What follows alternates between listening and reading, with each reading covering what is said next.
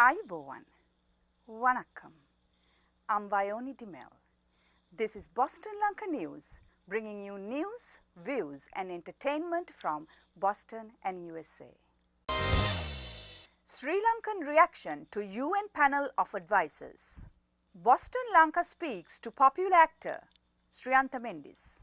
The United Nations panel of experts appointed by the Secretary General Ban Ki-moon to advise him on Sri Lanka's accountability during the last stages of the war with Tamil Tigers has begun its meetings in New York. We are joining with Malinda Senivirathna, a prominent journalist who joins from Sri Lanka, and Kanishka Balasurya, attorney at law and a doctoral student at the School of Public Policy at George Mason University. Kanishka joins from Washington, D.C. Kanishka, let me ask you first, what was your first reaction when you heard or saw the demonstration in front of the UN office led by a Sri Lankan cabinet minister? My first response was that I felt that actually damaged Sri Lanka's standing in the international community. It's not so much the protest or the fast unto death campaign, but the fact that they tried to hold the UN staff hostage and threatened to commit violence on them. And I thought that was embarrassing to the country, and we defied the whole international system. Malinda, what was your reaction? Well, I think there is a democratic right for anyone to protest. But then it quickly turned into something that was unnecessary, uncalled for, and counterproductive when Vimal Veeravansa barged into that group barged into the UN premises. That doesn't help us at all. That's not the way that people should go about protesting or objecting to things. Because in this instance, they had the logic, they had the arguments. The UN Secretary General is way out of order. So when you have the moral high ground, you don't concede it by trespassing. Malinda, now, for some, Vimal Veeravansa was a hero, and for others, he was just a joker. How would you describe the role played by Vimal Veeravansa in his protest against UN? Okay, if you take the fast itself, we are living in an age of spectacle. So Barack Obama is an actor, Ban Ki-moon is an actor, everyone is into this business of brinkmanship and one-upmanship. So there's nothing wrong, that is to be expected, that is the political culture. I would stand with Vimal Veeravansa. I fault him for what he did earlier in trespassing, but in terms of the objectives of the protest, in terms of the stand he's taking, I can identify it. I'm not going to stand with his detractors, people who support Ban Ki-moon. How can I do that? I think that Vimal made a mistake. Having said that, I would still stand with him. Kanishka, what is your view about the political activism of Vimal Veeravansa? I admire his taking up a stand and protesting, and also threatening to go on a fast unto death. I think these are democratic rights, and any citizen has a right to exercise those.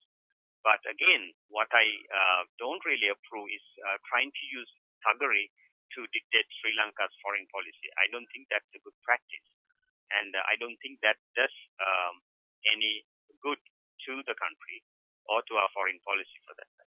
We now go to the United Kingdom to speak with Mr. Said Bazir, who is the director of the Sri Lanka Muslim Information Centre in UK. Mr. Bazir, who hailed from Batticaloa, graduated from the University of Peradeniya and was an attorney at law and now practicing as a solicitor in England and Wales. Mr. Bazir, could you share your insights about the United Nations? Would you welcome an investigation by UN to clear any doubts about any allegations on war crimes in Sri Lanka? We are concerned about the fact that, in comparison to what they are doing now, we go back to the time where the LTT expelled Muslims from the north. 85,000 of Muslims were expelled in 48 hours, and Muslims were killed in the east, where we haven't heard at the time from the UN slightly at least an objection to what happened or some of their concerns.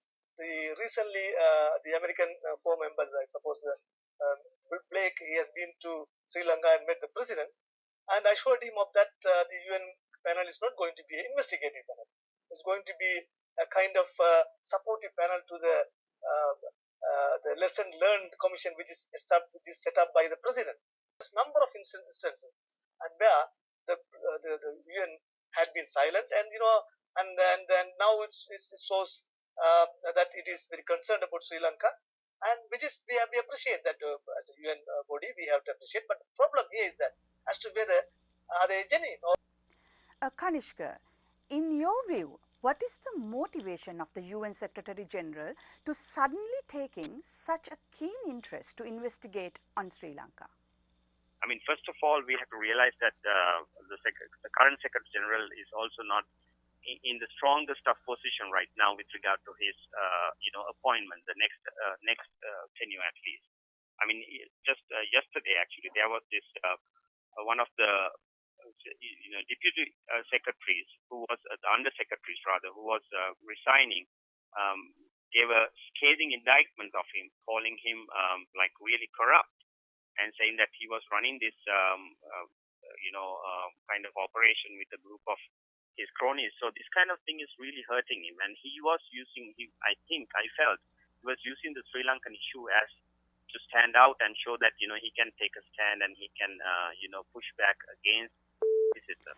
Malinda, you can have the last word about the UN and Secretary Ban Ki-moon. I don't know what their objectives are, but you can't just haul people up before court without any evidence. And this is not the way to go about it.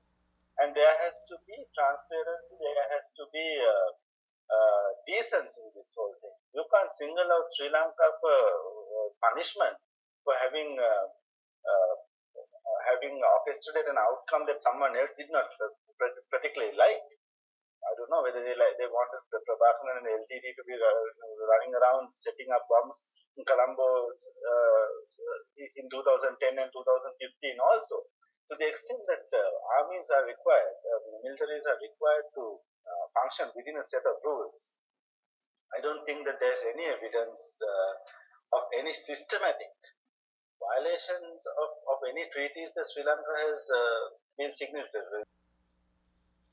Recently, the Boston Lanka visited the location of popular teledrama Ruwan Maliga to speak with the popular and award-winning actor Srianta Mendis.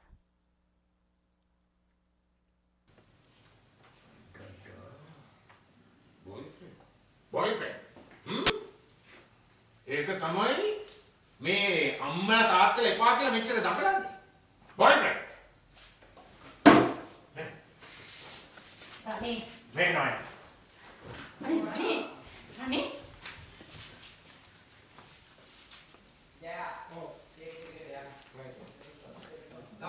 Right, ready? Sunlight. Sriyantha, ඔබ ඇමරිකාවට දෙවතාවක්ම ආව ඔබේ නාට්‍ය කණ්ඩායම සමග. විශේෂයෙන්ම Boston නුවරට ඔබ සංචාරය කරා.